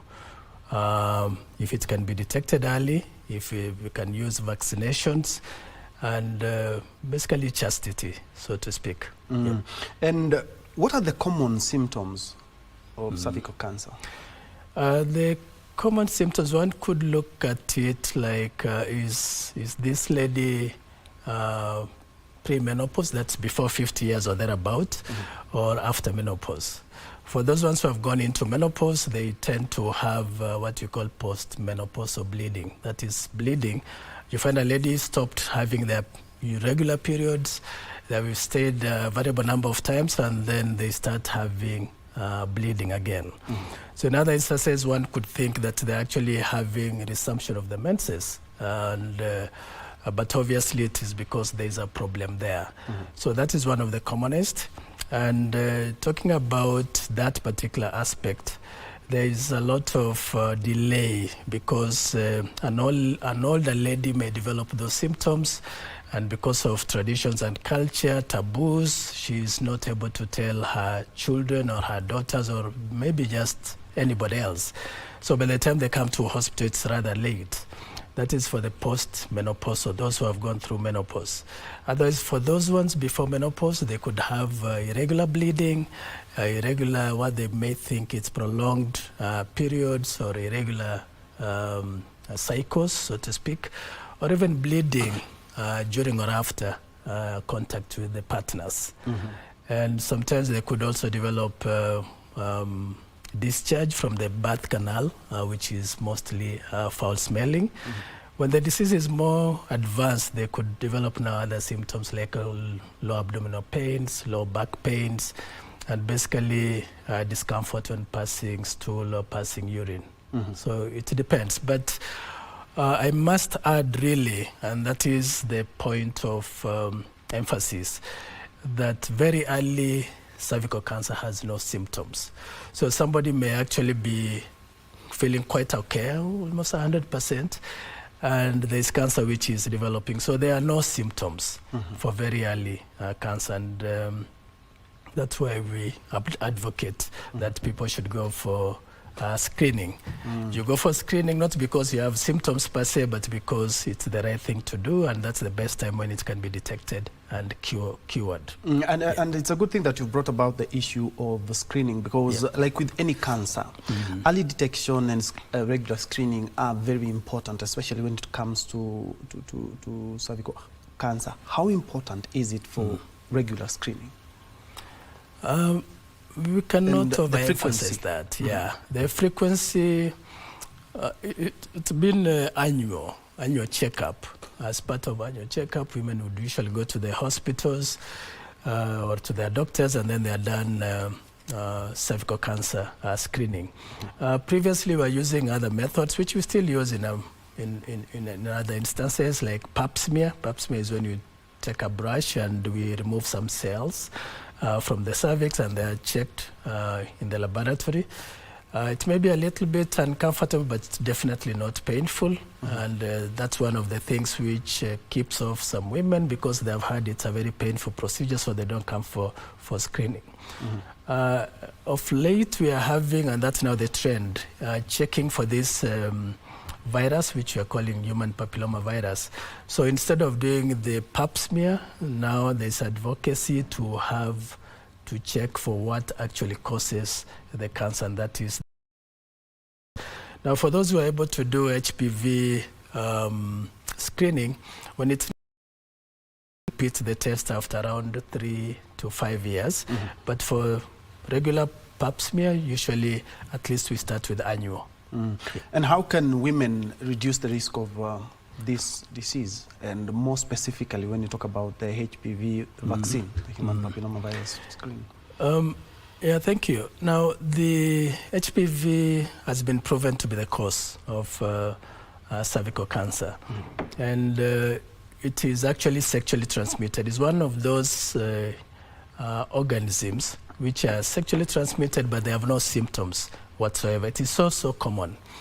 But then we don't like emphasizing on that bit, because then it stigmatizes people who actually have cervical cancer. The truth about HPV is that it's very, very easily transmissible. If you take a cohort, or a generation for that matter, and then you follow them up to the age of 60 years, and you check throughout their lives, you may find that almost 90% of them, they had a brush with HPV. So they may have had that virus during that time. The difference is most of them, that's almost 90 and 95%, they would eliminate it from their system. So their immunity is able to basically eliminate it. But then 5%, 3 to 5% of people, they're unable to do that. So we have persistent HPV infection. Now, these are the ones who, unfortunately, unless detected early, they develop cervical cancer. So let's not stigmatize those who have cervical cancer, that that it is sexually transmitted. It may be so, but it's not a moral issue. It's basically they were unlucky to have a persistency of HPV. And HPV as it is, one can have infection now and then develop cancer almost 15, 20 years later. So it's not something like, say, gonorrhea or chlamydia, where somebody is exposed this week and almost immediately they develop symptoms. This is a very silent disease. And for men, it tends to be more passive, so more of carriers, so to speak. Although even in men, it can actually cause problems like penile cancer or anal cancer or throat cancer, depending on sexual practices. And that's very, very common in the West. And it's a good thing that you've mentioned some misconception and myths which are there in regards to this, to cervical cancer. How do we address this? Because the stigmatization that you've mentioned is still there. Yeah, it's still there, and I think it's mostly education and information, like what we're doing right now, and I want to commend KBC and other media in this country. On last Friday, we had a media briefing, and that was spearheaded by the Cabinet Secretary, and that was at Pan-Africa Hotel, where we attended. So such meetings and dissemination of such information, and all of us, basically, we are all stakeholders, be it in the church, be it in schools, and it's something which we are pushing for it to be included in the school curricula, so that it's actually, as pupils go through school, they are aware about their health. And that is why, like in most countries, including this country, there's HPV vaccination. which is available from the age of 9 to the age of 14. But anybody can actually get, any lady should ideally get that. And it's good that you mentioned the HPV vaccine. How does it work? Is it a one-off, or when should we are talking about small girls who are mostly given the, or even older people can get the vaccine? It's available. It's available for everybody. But there's a government initiative which targets 9 to 15-year-old girls. But for anybody or any lady who has not been exposed to the HPV, then it is still beneficial.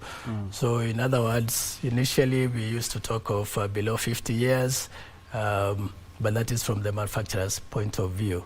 But from a public point of view, public health point of view, it is basically below the age of 30, 35. It is still beneficial. Now, coming back to the question of how many shots or how many injections to be given, initially it used to be given 3 doses. It's given like day 1, and then it's repeated after 1 month, and then at 6 months. Then it was noted that most people are missing the one of 6 months, as would have been expected, or, because of forgetting and such like. So studies have been done, and they have actually shown that those 2 doses are as good as the 3 doses.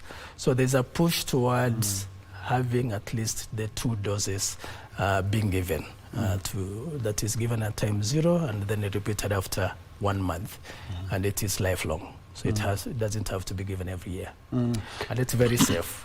Yeah. And how well is the country prepared to deal with cervical cancer? And maybe to bring this to your purview, the Kenyatta National Hospital, how prepared are you in dealing with cervical cancer?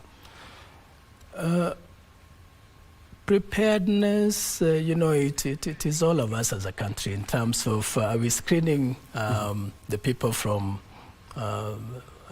from the ground? Are we referring them in the right way to the right places? Are we reducing delays in diagnosis and also delays in instituting management? And if you look at the whole continuum of care, there are challenges, definitely. You can't pretend that there are no challenges.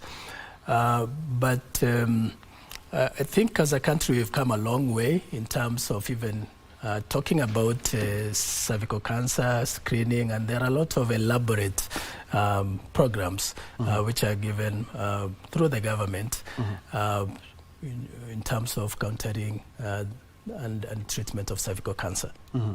Yeah. And because we're talking about this month, which has been set aside by the whole world in looking at where we've gone and the steps that we have been able to accomplish in regards to cervical cancer, what are some of the, let's say, events that the Ministry of maybe the Health or even Kenyatta National Hospital has organized in regards to this, and more so in regards to the awareness, because that's where it all begins? Yeah. I'm aware there are several events which have been happening. The different facilities have been doing different events, screening, including churches, including hospitals. But at a national level, as I mentioned, there was just last week a media briefing on Cervical Cancer Month organized by the Ministry of Health, including the National Cancer Control Program. That was one. At Kenyatta National Hospital, next week, we have lined up many patients for surgery. So we are having what we call a gynecologic oncology surgical camp. What basically this means is we've been doing a lot of screening for cervical cancer. There are those who are due, who need to be done surgery, and because of the numbers, the high numbers, we noted that if you have to book them the usual way, then we are going to spread them out. They'll have a long waiting time, even up to around 3-4 months. So we decided that next week we are actually going to dedicate next week for these patients, so that we are able to operate on all of them next week, those who are already diagnosed and lined up for the surgeries. So that is one of the events which are lined up, and we've had a lot of support from partners in that regard. And from where you sit, what are some of the challenges of managing cancer, and more specifically cervical cancer in the country, other than issues like misconception and myths? Thank you. The commonest issue is delay in instituting definitive treatment. What I mean by that is there are different types of delay. The delay may come from myself as a patient. So I noticed that there's this abnormal aspect of my body. There's maybe a discharge as a woman, that is, or there's this abnormal bleeding and such like. But then as a woman, I don't go to seek help. Or instead of seeking the right help, I go for maybe traditional herbs and whatnot. So that is already delaying. By the time probably I go to the hospital, I've spent like 2-3 months procrastinating and not getting the right treatment. And maybe there's also delay at the health facilities, where maybe it takes time to make the diagnosis and to refer accordingly to the right people who are able to manage.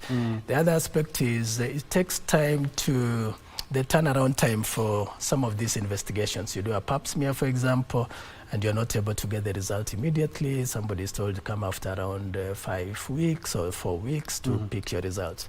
That takes toll. So if we are able as a country to tackle these delays, so that if somebody notices at their own personal level that they have abnormal symptoms, they come to the hospital, we attend to them on time, we institute treatment immediately. Yes, we'll be able to. And finally, as we wind up, the cost of cancer treatment in the country is on the higher side. Is it the same case when it comes to the treatment and management of cervical cancer?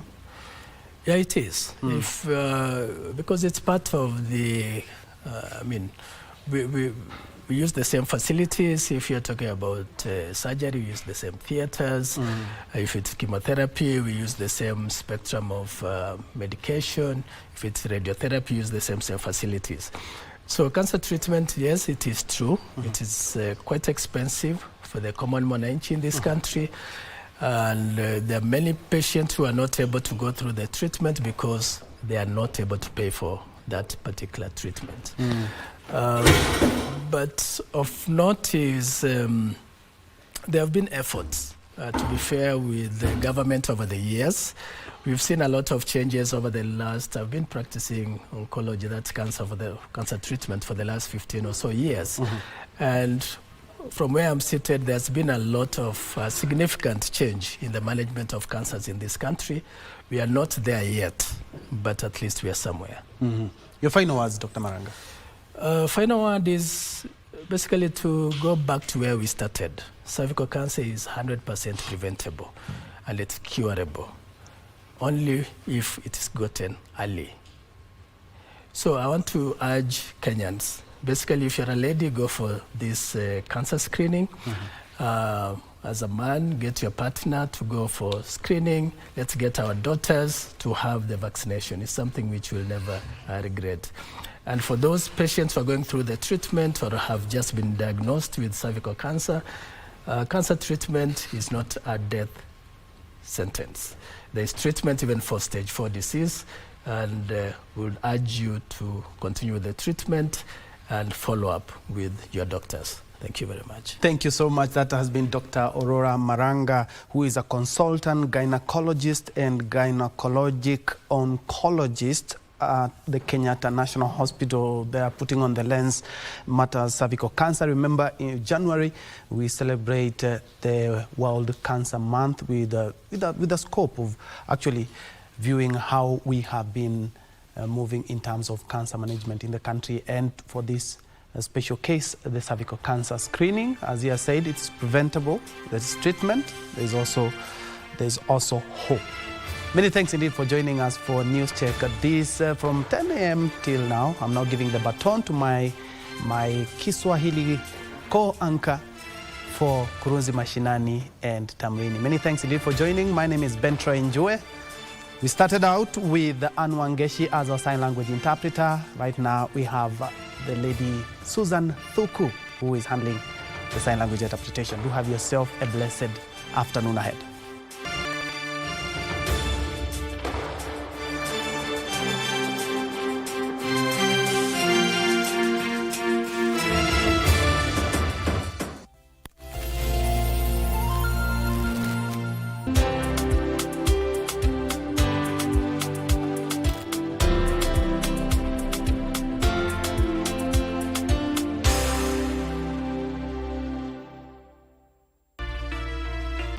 Mba wangu ni mtu pekee ambaye nilikuwa nikimtegemea.